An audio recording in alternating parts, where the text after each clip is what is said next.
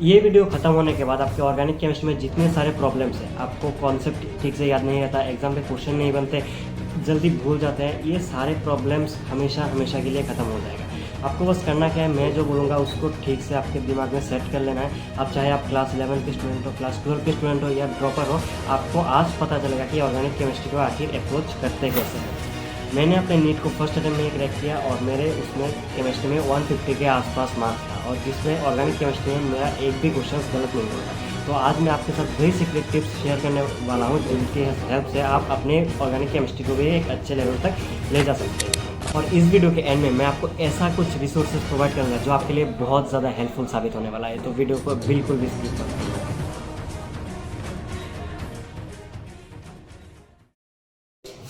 Organic chemistry को सही करने का सबसे मेन और पहला पॉइंट जो आता है वो है आपका ऑर्गेनिक केमिस्ट्री का बेसिक आपको स्ट्रॉन्ग होना चाहिए, और सबसे ज़्यादा टाइम आपको इसी में ही देना है। हर साल नीट में क्वेश्चन आता है कि स्टेबिलिटी का ऑर्डर कैसे निकालना है, एसिड बेस स्ट्रेंथ कैसे निकालना है, SN1 रिएक्शन, SN2 रिएक्शन, इन सब के बारे में आपको सबसे ज़्यादा टाइम देना है, और क्योंकि यही आपका बेस बनाएगा ऑर्गेनिक केमिस्ट्री के लिए।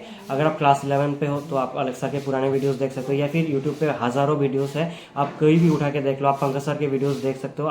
क्योंकि आप कैसे भी हो करके आप मैक्सिमम टाइम देके अपना ऑर्गेनिक केमिस्ट्री के बेसिक जो है, general organic chemistry, hydrocarbon, aromaticity, इन सबको सही करो, ठीक है। तभी जाके आपका एक मेन बेस बन पाएगा। दूसरा पॉइंट आता है आपको सीक्वेंशियल ऑर्डर में पढ़ना है। मैक्सिमम स्टूडेंट्स क्या करते हैं, मतलब सोचते हैं कि एक छोटा वाला टॉपिक एमीन्स पे मैं पहले पढ़ लेता हूँ, एल्कोहल फेनॉल ईथर बड़ा चैप्टर है, आप लास्ट में पढ़ूंगा। ऐसा बिल्कुल भी नहीं होता। आपको सबसे पहले जनरल ऑर्गेनिक केमिस्ट्री पढ़ना है, फिर आपको हाइड्रोकार्बन पढ़ना है, फिर आपके क्लास 12 में जो ऑर्गेनिक का पार्ट है उसको सीक्वेंशियल ऑर्डर में पढ़ना है। जैसे पहले आता है आपका हेलो एल्केन हेलो एरिन, फिर आता है आपका एल्कोहल फेनॉल ईथर, फिर एल्डिहाइड कीटोन कार्बोक्सिलिक एसिड, और तभी जाके उसके बाद आएगा आपका एमीन। और इस सीक्वेंशियल ऑर्डर में पढ़े बिना आप मतलब एक चैप्टर से दूसरे चैप्टर में कोरिलेट नहीं कर पाओगे, क्योंकि ऑर्गेनिक केमिस्ट्री में जो है ना वो इंटरलिंक्ड रहता है, एक चैप्टर से दूसरे चैप्टर में बहुत ज़्यादा कनेक्शन रहता है। तो आप अगर पहले चैप्टर को नहीं पढ़ पाए तो दूसरे चैप्टर को आपको बहुत ज़्यादा दिक्कत होने वाला है। तीसरा चीज़ जो स्टूडेंट्स गलती करते हैं वो है आपका रिएक्शन मैकेनिज्म को इग्नोर कर देते हैं। देखो, आप जितने हद तक हो सके रिएक्शन मैकेनिज्म को समझ के रिएक्शन को याद रखने की कोशिश करो, ठीक है। क्योंकि बहुत सारे क्वेश्चंस ऐसे आते हैं जिसमें इंटरमीडिएट पूछ लिया जाता है, और इंटरमीडिएट अगर आपको रिएक्शन मैकेनिज्म ठीक से नहीं आता, आप रट के ज़्यादा देर तक याद नहीं रख सकते। कुछ नेम्ड रिएक्शन है जिनके इंटरमीडिएट्स आप रट के भी रख सकते हैं, लेकिन अगर आप मैकेनिज्म को समझ के याद रखेंगे तो आपको लॉन्ग टर्म तक वो याद रहेगा, और आपको गलती होने का चांस भी बहुत ज़्यादा कम हो जाएगा। फोर्थ पॉइंट जो सबसे ज़्यादा इंपॉर्टेंट है वो है आपका एनसीईआरटी कैसे पढ़ना है। देखो, एक ऐसे स्टूडेंट्स होते हैं जो बोलते हैं एनसीईआरटी नहीं पढ़ना है, मतलब नहीं पढ़ते हैं, और दूसरा वो स्टूडेंट होते हैं जो बोलते हैं कि एनसीईआरटी पढ़ना है, लेकिन उनको ये पता ही नहीं कि एनसीईआरटी को असल में पढ़ना कैसे है, ठीक है। कोई ये नहीं बताता कि एनसीईआरटी के एग्जांपल्स भी सॉल्व करने हैं। तो मैं आपको एक सीक्वेंशियल ऑर्डर बताता हूँ। पहले आपको पूरा एक बार रीडिंग देना है, ठीक है। आपको मेन इंपॉर्टेंट लाइंस जो है वो आपको हाईलाइट करना है, फिर आपको जाके आपका एग्जांपल्स देखने हैं, फिर नोमेनक्लेचर जो है वो हर एक चैप्टर के पहले में आप देखोगे कि नोमेनक्लेचर है कुछ ऑर्गेनिक कंपाउंड्स का, उनको उनसे डायरेक्ट क्वेश्चन आपका नीट में आता है, उनको आपको बिल्कुल भी नहीं छोड़ना है। नेक्स्ट आता है कुछ कंपाउंड्स कॉमन नेम वगैरह, जैसे हमारे यहाँ पे मेरे से खुद से विनाइल अल्कोहल का फॉर्मूला गलती होने वाला था, मैं साथ साथ सही कर लिया, ठीक है। नेक्स्ट कुछ इंटेक्स्ट के एक्सरसाइज, इनसे डायरेक्ट क्वेश्चन आता है। इवन एग्जाम्पल्स और रिएक्शंस जो आपके एक्सरसाइज में रहते हैं उनसे भी आपके बहुत सारे क्वेश्चंस डायरेक्ट लिया जाता है। और सबसे लास्ट में आता है एनसीईआरटी एग्जाम्पलर। इसको 90 से 95% स्टूडेंट्स इग्नोर कर देते हैं, उनको पता ही नहीं कि एनसीईआरटी एग्जाम्पलर करके भी एक बुक आता है। तो उसको आपको बिल्कुल भी सॉल्व करना है। हर एक चैप्टर का 10-15 मोस्ट इंपॉर्टेंट क्वेश्चन रहते हैं, उनसे डायरेक्टली क्वेश्चन आता है। आपको खरीदने की ज़रूरत नहीं है, आप गूगल पे जाके इसको PDF डाउनलोड कर सकते हैं, ठीक है। नेक्स्ट पॉइंट है आपका रिसोर्सेज क्या क्या यूज़ करें।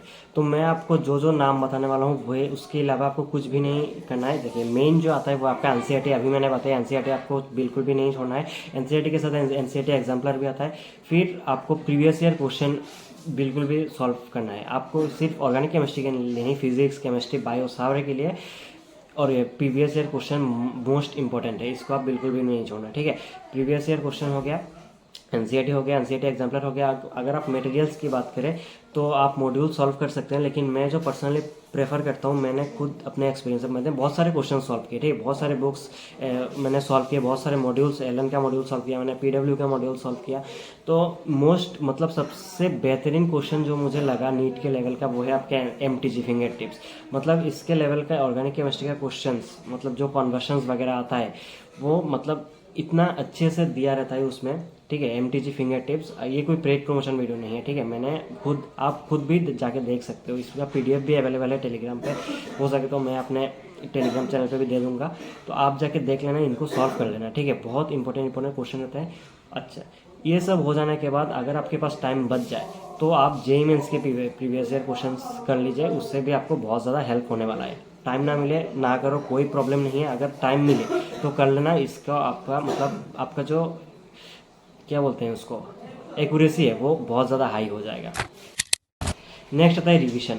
रिवीजन के लिए मोस्ट इम्पोर्टेंट मतलब सबसे इफेक्टिव तरीका मैं अपने चैनल के पहले वीडियो से बता के आया हूँ कि आज एक टॉपिक को पढ़ो, ठीक है, समझो, क्वेश्चन सॉल्व करो, अगले दिन बुक और कॉपी खोले बिना एक ब्लैंक पेज लेके उस पर जितना उस चैप्टर के याद आए उसको लिखते रहो, ठीक है। फिर मतलब जब आपका ख़त्म हो जाए तब आप बुक खोलो, कॉपी खोल के देखो कि कौन सा टॉपिक आप भूल गए, कौन सा पॉइंट आप मतलब गलती कर बैठे, ये सब को एनालिसिस करो और आपकी गलती को एक जगह पे लिख के रखो। इससे आपको बहुत ज़्यादा इफेक्टिव रिवीजन होने वाला है, ठीक है। और आप रिवीजन के लिए शॉर्ट नोट्स और फ्लैश कार्ड्स का भी यूज़ कर सकते हो। तो मैंने आप मेरे टेलीग्राम चैनल पे ऑलरेडी ज्वाइन है तो आप देखे होंगे शायद, मैंने हर एक चैप्टर का chapter wise revision notes, short notes देता रहता हूँ अक्सर। अगर आपने ज्वाइन नहीं किया तो डिस्क्रिप्शन में लिंक दे दिया है, आप जाके ज्वाइन कर लेना, ठीक है। इसमें बहुत ज़्यादा आपको हेल्प होने वाला है, आपको रिवीजन में बहुत ज़्यादा हेल्प मिलने वाला है। तो इन जो 6 पॉइंट मैंने बताए इनको फॉलो करो, आपको डेफिनेटली ऑर्गेनिक केमिस्ट्री में इंप्रूवमेंट दिखने को मिलेगा। और कोई अगर प्रॉब्लम हो तो आप मुझे टेलीग्राम पे डीएम कर सकते हो, डिस्क्रिप्शन में लिंक दे दिया है। और कोई क्वेरी हो तो आप कमेंट पे भी बता सकते हो। तो आज के लिए इतना ही, थैंक यू।